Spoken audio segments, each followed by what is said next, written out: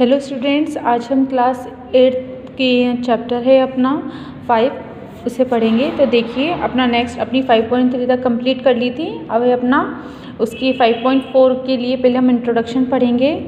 इसमें क्या दे रखा है आपको, 5.4 किससे रिलेटेड है, पाई चार्ट से रिलेटेड है। तो देखिए हमें पहले पढ़ना है कि पाई चार्ट क्या होता है। तो अभी तक हमने जो जितना भी पढ़ा कि हमारा जितना भी डाटा था, ठीक है, वो किससे हम रिप्रेजेंट कर रहे थे, पिक्टोग्राफ से रिप्रेजेंट कर रहे थे, बार ग्राफ से एंड हिस्टोग्राम से रिप्रेजेंट कर रहे थे अपन। बट कई बार हम क्या कर सकते हैं, इनके अलावा भी हम जो हमारे डाटा है उसे, जैसे कि in this section we shall learn about one more pictorial representation of data known as a circle graph. देखिए यानी पिक्टोग्राफ से भी अपन रिप्रेजेंट कर सकते हैं, बार ग्राफ से भी, हिस्टोग्राम से भी, और एक और रिप्रेजेंटेशन है हमारा सर्कल ग्राफ। यानी हम क्या कर सकते हैं, सर्कल ग्राफ से भी हम अपने डाटा को रिप्रेजेंट कर सकते हैं। तो देखिए the sector resemble the slice of pi, a circle graph is also pie chart. तो देखिए जैसे हमने ये बनाया, तो इसके अंदर क्या है, एक सर्कल ले लिया, उसमें अलग अलग सेक्शन कर लिए अपन ने। जैसे क्रिकेट का है, क्रिकेट में इतना होगा अपना, इसका हॉकी है, ये फुटबॉल है, टेनिस है, ये बास्केटबॉल है।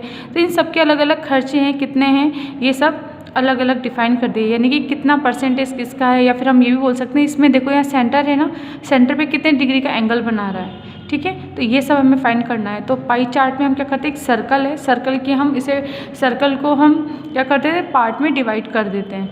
अब देखिए जैसे अगर हम बात करें एग्ज़ाम्पल की, तो देखो एग्ज़ाम्पल से आपको और अच्छे से समझ में आएगा कि ये एक एग्ज़ाम्पल है। इसमें क्या दे रखा है, in the month of July 2018 a householder spent his monthly salary amounting to 14,400 on different times as given below।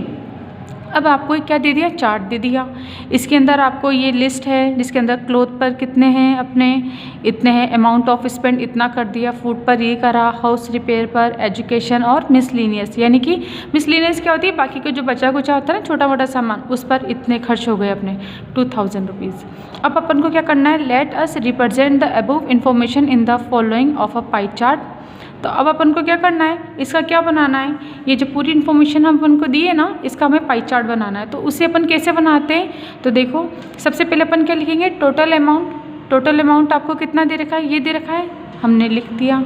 अब सेंट्रल एंगल, देखो जिस तरह मैंने ये बताया ना कि कोई भी अगर हमें सर्कल के अंदर हमें पाई चार्ट बनाना है तो हमें सर्कल बनाना पड़ेगा। अब सर्कल में जैसे क्रिकेट में यहाँ पे कितने डिग्री का एंगल बन रहा है, हॉकी के यहाँ पर कितने डिग्री का एंगल बन रहा है, तो ये सब कहाँ बन रहा है, सेंटर में बन रहा है ना। तो इसे क्या बोलते हैं हम, सेंट्रल एंगल। तो सेंट्रल एंगल हमें फाइंड करने हैं कि भाई किसका कितना है। तो देखिए अब जैसे हमने क्या लिया, central angle of a component.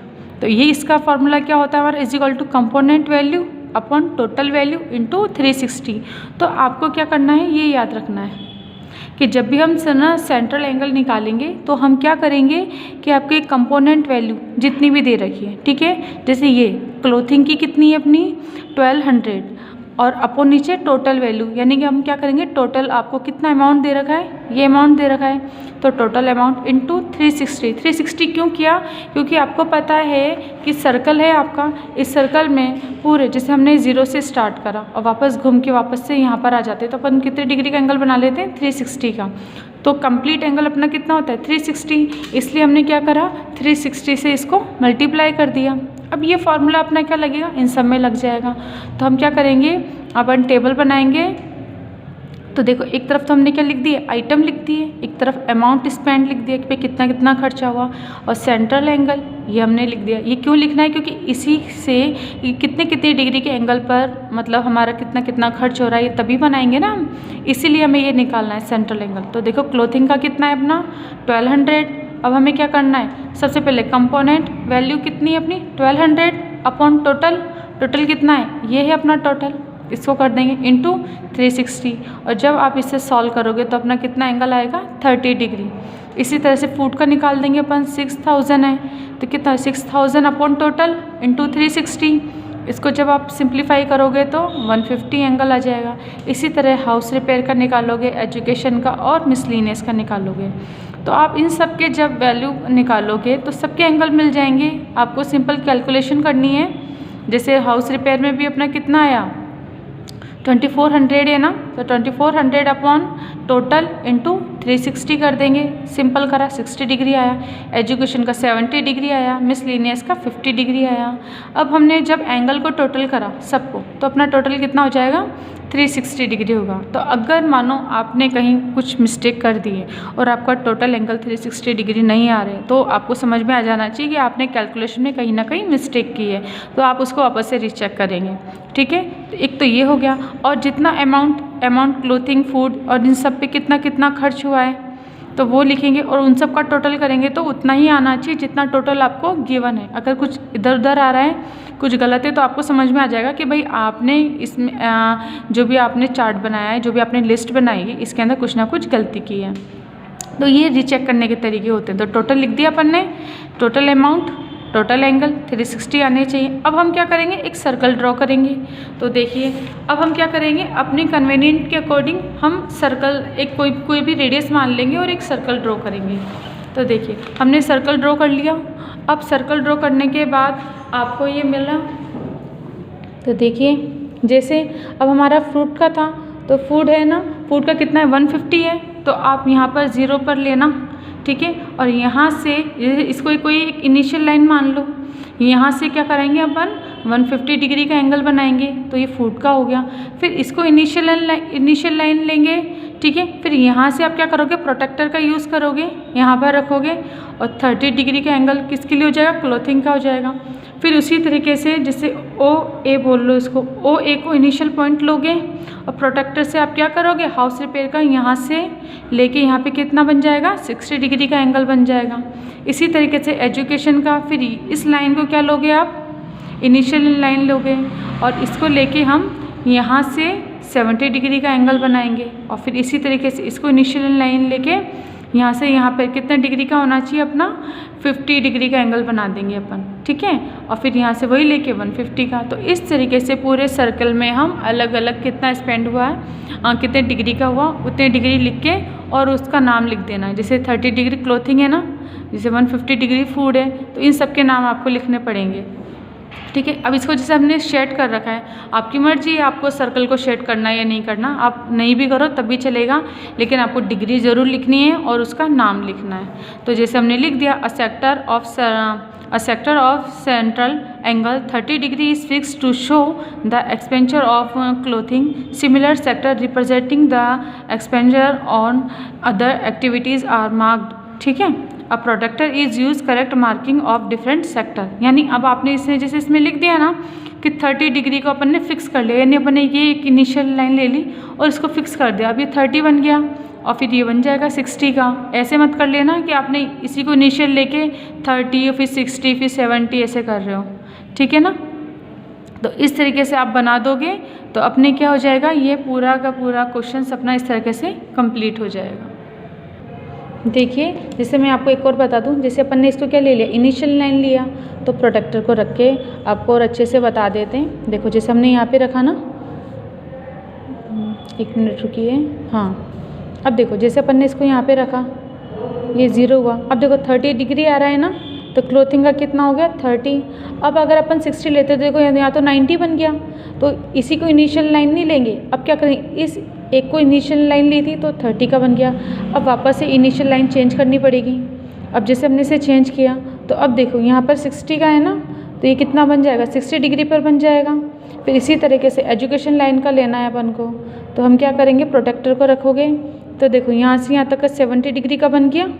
तो इस तरीके से आप क्या करोगे, हर एक सेक्टर के लिए इनिशियल लाइन अपनी क्या हो जाएगी, चेंज होती जाएगी और अपना क्या बनेगा, इस तरीके से सर्कल ड्रॉ हो जाएगा। अब देखिए इसी तरीके से अपना क्या है, एग्जाम्पल नंबर 9 है। एग्जाम्पल नंबर 9 में भी आपको कुछ नहीं है, सिंपल है। आपको क्या क्या गिवन है कि the number of hours spend by students on different activity during a days is given below. अब आपको क्या दे दी, एक्टिविटी दे दी और उनका टाइम दे दिया। अब आपको रिप्रेजेंट क्या करना है, एक पाई चार्ट बनाना है। तो क्या करेंगे अपन, सिंपल, अब देखो इससे पिछले वाला जो हमारा एग्जाम्पल था उसमें टोटल दे रखा था, बट इसमें अपन को टोटल दे रखा है क्या, नहीं दे रखा। तो हम क्या करेंगे कि आपको पता है कि देखो आवर्स हमारे कितने होते हैं टोटल एक दिन में 24 होते हैं, तो हम ये कितना हो जाएगा 24। अब हम इसे कंसीडर कर लेंगे 24। अब जैसे स्लीप में हमने कितने करे 8 आवर्स स्पेंड करें, तो हम इसका अगर चार्ट बनाते हैं तो स्लीप के लिए यहाँ पे एक्टिविटी, यहाँ टाइम्स, यहाँ सेंट्रल एंगल हो गया। तो स्लीप के लिए 8 आवर्स है तो 8/24 इंटू 360 120 आ जाएगा।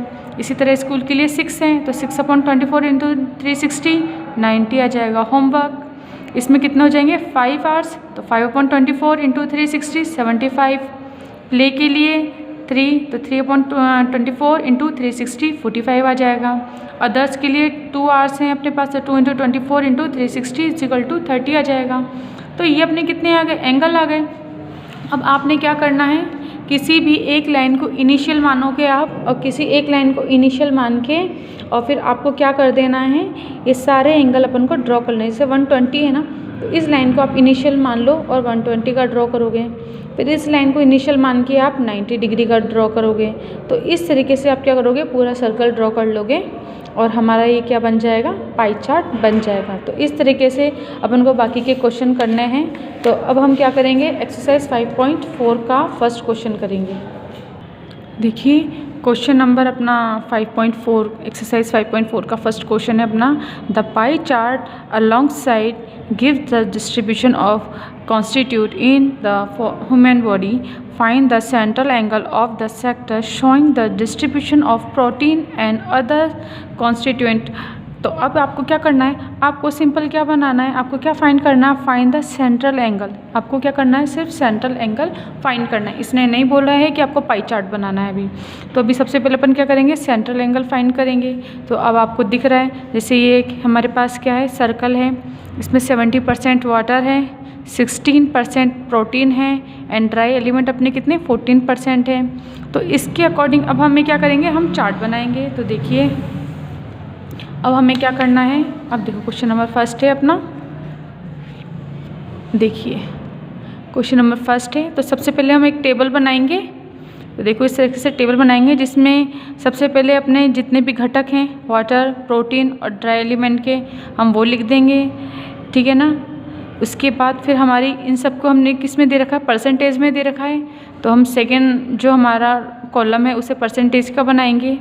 इसके बाद थर्ड है हमें क्या, जब परसेंटेज है तो उसके फ्रैक्शन होंगे सिंपल सॉल्व करने पर, तो हमने क्या लिख दिया, इन अ फ्रैक्शन।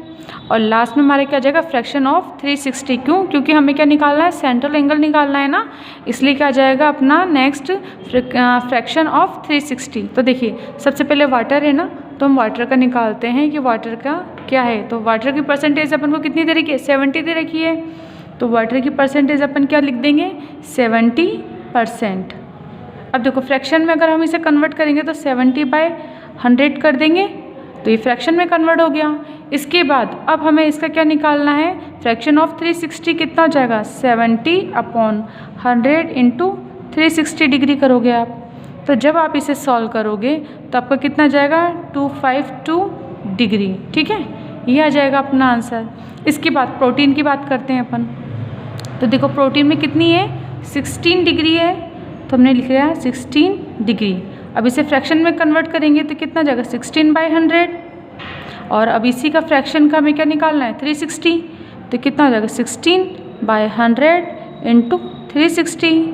तो अब इसको आप कैलकुलेशन करोगे, 0 से 0 कैंसिल करना और पूरा मल्टीप्लाई करके जब आप इसको सॉल्व करेंगे तो आपको कितना आ जाएगा, 57.6 डिग्री, ठीक है। इसी तरह से ड्राई एलिमेंट अपने कितने 14% है, तो अपन ने लिख दिया 14%। अब देखिए फ्रैक्शन में कन्वर्ट करेंगे तो कितना जाएगा, 14/100।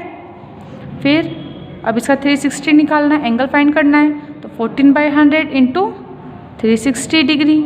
अब जब आप इसको सॉल्व करोगे तो आपका क्या जाएगा, आपका जाएगा 50.4 डिग्री, ठीक है। तो ये अपना हो गया। अब आपको क्या करना है, जिस तरीके से मैंने कराया ना कि इसमें अपन को कट नहीं करना है, ठीक है ना, नहीं तो फिर वो क्या हो जाएगा, गंदा दिखने लग जाता है। तो इन सब की कैलकुलेशन को आपको क्या करना है, पहले रफ में करके रखनी है। उसके बाद आपको सिंपल तरीके से लिख के कैलकुलेशन पहले रफ में कर लेना, फिर डायरेक्ट अपन को क्या लिखना है, इनके आंसर लिखने हैं। तो अब आपको मिल गया कि फाइंड द सेंट्रल एंगल, तो मिल गए ना। वाटर का सेंट्रल एंगल कितना अपना 252 डिग्री, प्रोटीन का हो गया अपना 57.6 डिग्री और ड्राई एलिमेंट का कितना हो गया 50.4 डिग्री हो गया। तो इस तरीके से अभी तो हमें सिर्फ सेंट्रल एंगल फाइंड करने थे तो हमने एंगल फाइंड कर लिए। अगर वो क्वेश्चन में बोलता है कि आपको इसका पाई चार्ट भी बनाना है, ठीक है ना, ड्रॉ द पाई चार्ट, अगर वो लिख देता तो फिर हम क्या करते हैं, इन सब का पाई चार्ट भी बनाते। बट अभी क्वेश्चन में ऐसा नहीं पूछा है तो हमने इसमें नहीं लिखा है। अब नेक्स्ट क्वेश्चन के अंदर अपन क्या करेंगे, पाई चार्ट भी बनाएंगे। तो अभी तो अपन इस वीडियो के अंदर क्वेश्चन 1 ही करेंगे, नेक्स्ट वीडियो में अपन नेक्स्ट क्वेश्चन बाकी के डिस्कस करेंगे। तो अभी तक जितना भी मैंने पढ़ाया है हमें वो उसको आपको क्या करना है, अच्छे से पढ़ना है। जितने भी एग्जाम्पल है ना वो सारे एग्जाम्पल आपको देखना, अच्छे से पढ़ना। इसलिए मैंने आपको इस वीडियो में कुछ 1-2 एग्जाम्पल भी समझाए थे, क्योंकि अगर आपको एग्जाम्पल अच्छे से समझ में आ गए तो आप क्वेश्चन आराम से कर दोगे। जिस तरह से हमने क्वेश्चन नंबर 1 कर दिया उसी तरीके से आप बाकी के क्वेश्चन कर लोगे। अगर किसी एग्जाम्पल में भी अगर आपको कोई प्रॉब्लम है तो आप मुझसे डाउट क्लास में पूछ लेना। बाकी के अपन नेक्स्ट क्वेश्चन नेक्स्ट वीडियो में करेंगे। अभी अपन यहाँ पे वीडियो कंप्लीट करते हैं।